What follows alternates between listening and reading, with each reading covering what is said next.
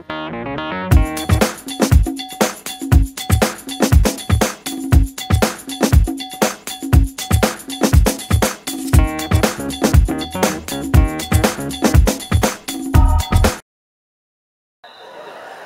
buhay mga bata! Nandito tayo ngayon sa Tropang Trip! Gusto niyo bang malaman ang mga lugar sa ating komunidad? At gusto niyo bang malaman kung sino-sino ang mga manggagawa ng ating komunidad? Magaling! Kung gayon, halina samahan niyo kami sa ating komunidad! Tara! Magandang araw mga bata! Alam niyo ba na may iba't ibang lugar sa ating komunidad? At isa na rito, ang barangay. Tara, pasukin natin kung ano ang nasa loob ng barangay.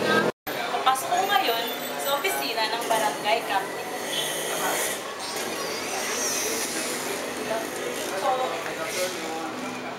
Pasok po kayo, upo po kayo. Ano po ba may paglilingkod ng aming tanggapan sa inyo? Sir, meron lang po kaming isang katanungan. Barangay ay binuo upang mapabilis ang pagtugon sa mga kailangan dapat na gawin dito sa ating isang barangay ang pagbibigay ng serbisyo sa community.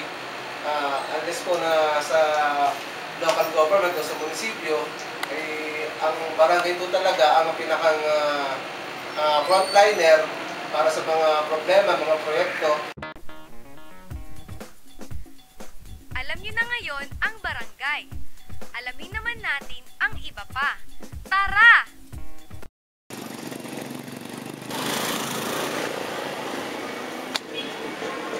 Mga katropa, alam niyo ba na ang ospital ay isang bahagi rin ng komunidad?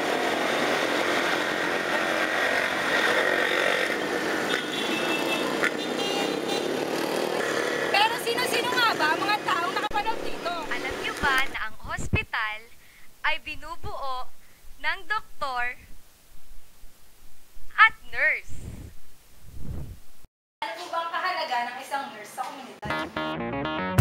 Sila yung umaalalay sa ating mga doktor sa pangangalaga sa ating mga pasyente at sa pagbibigay ng serbisyong medical sa ating komunidad. Ah, ganun pala. Eh, ang simbahan kaya? Mga bata, alam niyo ba na ang simbahan ay parte rin ng ating komunidad?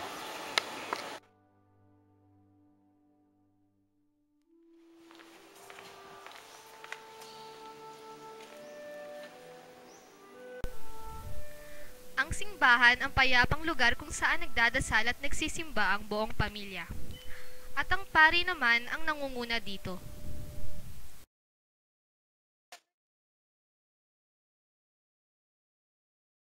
Knock-knock! Who's there? Dambana! Dambana! Who? Dambana ng simbahan ay nagigising na. Hey!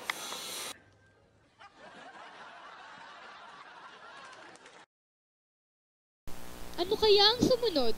Tara, alamin natin! Andito naman po tayo sa police station kung saan ito ay isa sa pinakamahalagang parte ng ating komunidad. Sir, tanong ko lang po, ano po ang kahalagahan ng mga polis sa ating komunidad? Kriminal ang kalaban ng pulisya. Kung walang kriminal, siguro walang pulis. Knock-knock! Who's there? Police! Police who? Police Navidad! Ten, ten, ten, ten, ten.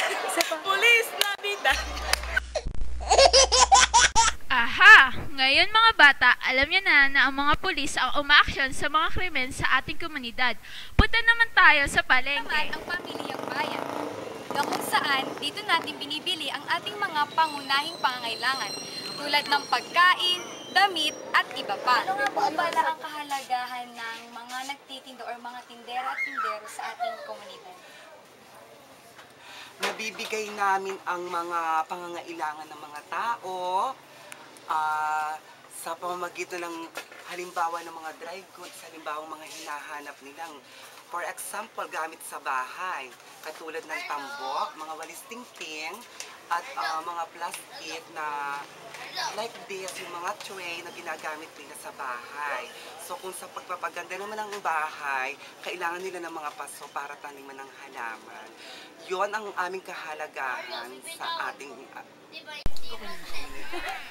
Malaki pala ang ambag ng palengke sa ating komunidad. Kasama dito ang mga tindero at tindera. Ito naman ang fire station. Ano nga ba ang fire station? Ang fire station? Para lubos nating malaman, halika't magtanong tayo. Tara! March, Fire Prevention Month. Andiyan na naman, pinapakalat na naman namin ang kailangan ng fire safety awareness ng tao. Tulad ngayon, kabababa lang ng memo, meron tayong team slogan ngayon na 2015. Kaligtasan sa sunog, alamin, gawin at isabuhin natin. Bali, yun ang kailangang alam na. Ayan, nakilala niyo na ang bumbero at sinasabi nila na bawal maglaro ng apoy.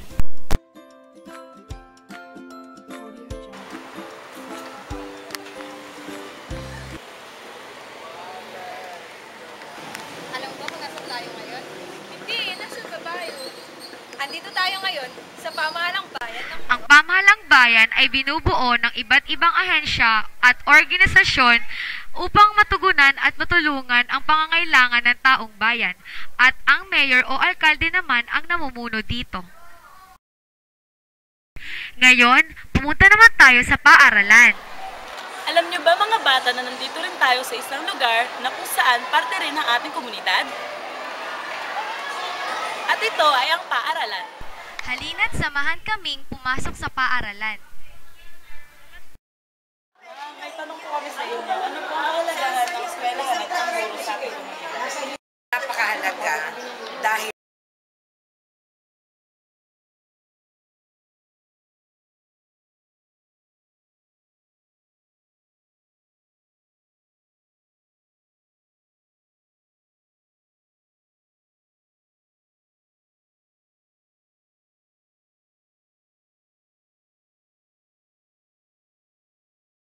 Hayan! Alam nyo na ang mga halimbawa ng mga lugar at mamamayan ng ating komunidad. Tara! Tayo'y magbalik tanaw! Una, pumunta tayo sa barangay. Sumunod dito ang ospital na kung saan nakilala natin ang doktor at nurse. Matapos sa ospital, pumunta naman tayo sa simbahan kung saan pinangungunahan ng mga pari. At dito, nagtitipon-tipon ang buong pamilya. Sumunod, ang police station kung saan nakilala natin ang mga pulis na siyang nagbibigay proteksyon sa ating komunidad. Pamilyang bayan naman ang sunod nating pinuntahan kung saan nakilala natin ang mga tindero at tindera. Nagtungo naman tayo sa fire station na kung saan nakilala natin ang mga bumbero na nagsasabing huwag maglaro ng apoy. Pagkatapos ng fire station, nagpunta naman tayo sa pamahalaang bayan at nalaman natin na ang mayor o alkalde ang namumuno dito. At ang huling destinasyon naman natin ay ang paaralan na humuhubog sa tulad nating kabataan na maging isang mabuting individual.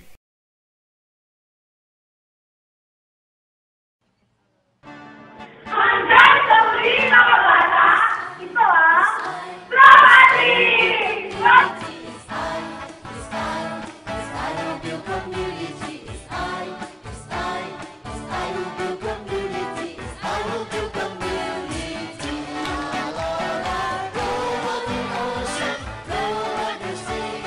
Go and do your marching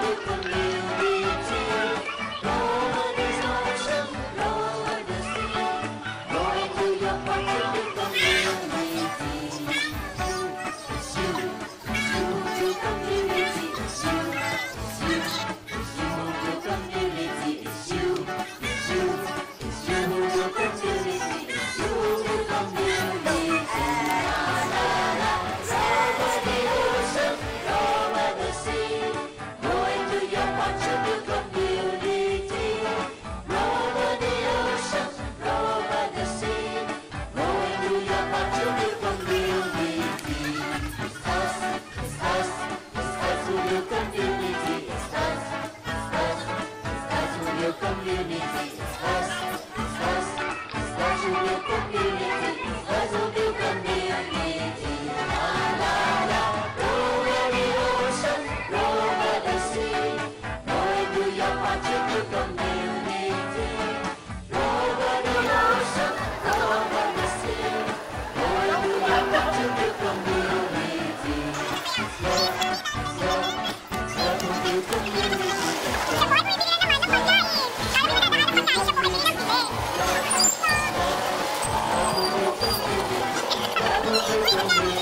you.